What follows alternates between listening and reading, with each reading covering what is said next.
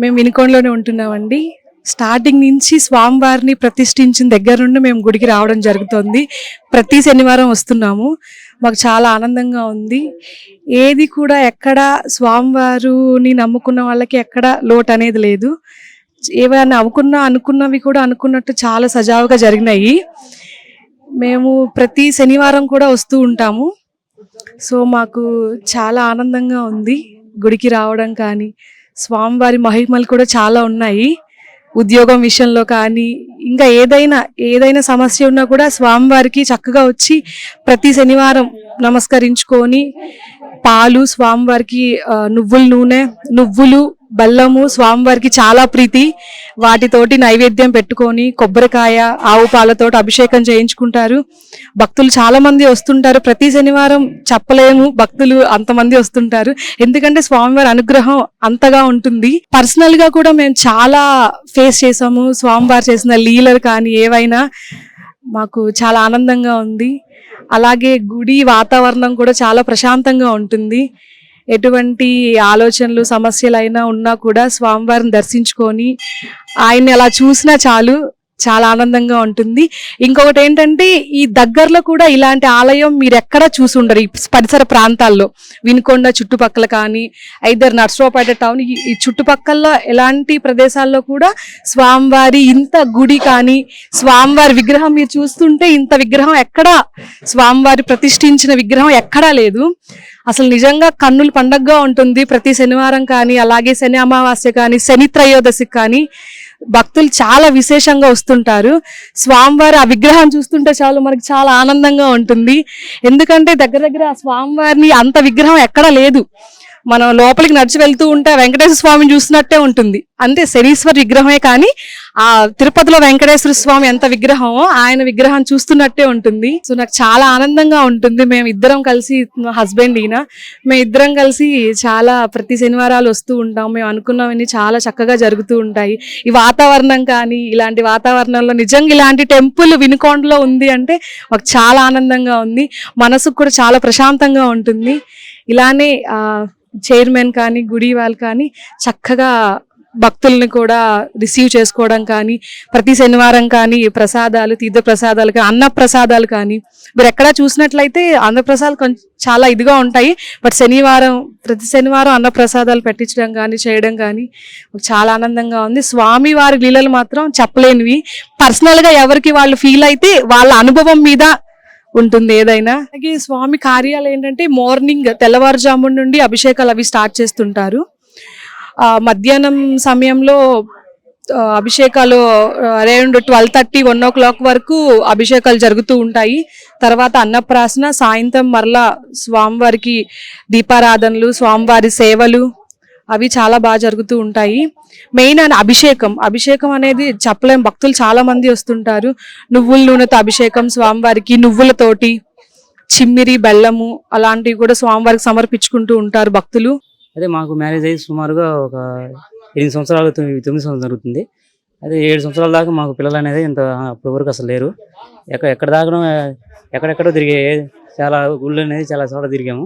అయినా కూడా అది ఎక్కడ పోయినా కూడా ఎక్కడైనా కూడా మాకు మెయిల్ అనేది జరగలేదు. ఈ శనీశ్వరుల ఆలయం కట్టిన తర్వాత ఇక్కడికి మేము వచ్చాము కొత్తగా. అయితే ఎక్కడ సుమారు ఆంధ్రప్రదేశ్లో ఉన్న దేవాలయాలు చాలా చోటుకి వెళ్ళాం. అయినా కూడా మాకు పిల్లలు అనేది అంతవరకు అప్పుడు దాకా 8 సంవత్సరాల వరకు అసలు కలగలే. ఇక్కడికి వచ్చిన తర్వాత ఇక్కడ స్వామికి ఒకసారి అభిషేకం చేద్దామని చెప్పి ఇక్కడికి వచ్చాము. ఇక్కడికి వచ్చిన తర్వాత అభిషేకం చేయడం ఇక్కడ జరిగింది. అయితే ఆ సంవత్సరం మరుసటి సంవత్సరం మాకు పిల్లలు అనేది కలిగారు మాకు. ఇదిగో ఈ పాప ఏమో 8 సంవత్సరాల తర్వాత కలిగింది మళ్ళీ అమ్మాయి. మాకైతే ఇక్కడికి వచ్చిన దాకా బాగా సంతోషంగా ఉందండి. పేరు కామాక్షి మాత అని పెట్టాము. ఇక్కడికి వచ్చిన తర్వాత మాకైతే ఏలినాడ్స్ అని వాటి వల్ల ప్రభావం అనేది లేకుండా ఆయన మాత్రం మమ్మల్ని బాగా చూసుకున్నాడు అండి. అంతవరకు చాలు. ఇక్కడ వచ్చే ప్రతి భక్తులకు మాత్రం ఖచ్చితంగా మేలు జరుగుద్ది అని చెప్పి అందరికి ఖచ్చితంగా జరుగుద్ది ఇక్కడికి వస్తే. ఓం శనీశ్వరాయ నమః. మాది ప్రకాశం జిల్లా నాగలపల్లిపాడు మండలం ఉప్పుగుండు గ్రామం నుంచి వచ్చిన్నాము. ఇది ప్రపంచంలోనే దేశవ్యాప్తంగా మన రెండో శనీశ్వరాలయంగా పేరుగాంచినటువంటి శనీశ్వరాలయంగా అనుకున్నాము. ఈ యొక్క శనీశ్వరాలయంలో అనుకున్న కోరికలు నెరవేర్చినందువలన ఈ యొక్క మాకు ఎంతో సంతోషంగా ఉంది. మేము అనుకున్న కోరికలు నెరవేర్చినందువలన ఇక్కడికి వచ్చి మేము అభిషేకాలు పూజలు చేయించుకుంటున్నాము. అదేవిధంగా ఈ యొక్క ఉన్నటువంటి గుడిలో ఉన్నటువంటి అర్చకులు కానీ తర్వాత వాళ్ళ యొక్క సేవకులు కానీ ఎంతో చక్కగా ఈ యొక్క గుడిని ఎంతో ప్రపంచ వ్యాప్తంగా దేశవ్యాప్తంగా దీన్ని మంచి పూజలు చేస్తూ అందరికీ కూడా పూజలు చేస్తూ గ్రామానికి అదేవిధంగా జిల్లాకి ఎటువంటి ఇబ్బంది లేకుండా ఎంతో చక్కగా నిర్వహిస్తున్నారు. వారందరికీ కూడా ప్రత్యేక కమిటీ వారికి అర్చకులకి కమిటీ వారికి ప్రత్యేక కృతజ్ఞతలు. మేము ఎంతో చక్కగా అనుకున్న కోరికను నెరవేర్చినందుకు కూడా ఆ స్వామివారికి ఆశీస్సులు తెలుసుకుంటూ స్వామివారికి ఎప్పుడూ కృత ప్రాప్తులై ఉంటామని చెప్పి తెలియజేస్తున్నాం. మాది ప్రకాశం జిల్లా దోర్నాల మండలం నుంచి వచ్చాము. ఇక్కడ శనేశ్వర ఆలయంలో మనం కోరుకున్న కోరికలు తీరుతాయని చెప్పేసి భక్తుల నమ్మకము. అందువల్ల మేము ఈరోజు శని అమావాస్య కాబట్టి వచ్చాము ఇక్కడికి. ఇక్కడ తైలాభిషేకం చేయించుకున్నాము. మా కోరికలు తీరాలని చెప్పేసి మేము ఇక్కడికి వచ్చాము. మాది సత్యాది జిల్లా ధర్మవరము. నా పేరు బీరకేశవ.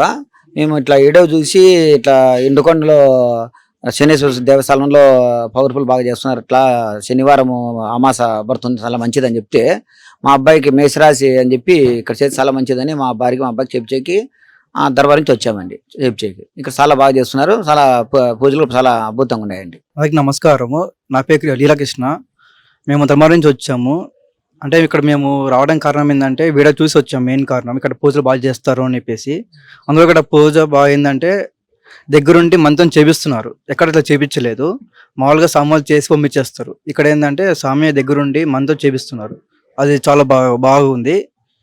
భక్తులు కూడా చాలా బాగా వచ్చి బాగా ముఖం వెళ్తున్నారు, జనాలు బాగా వస్తున్నారు.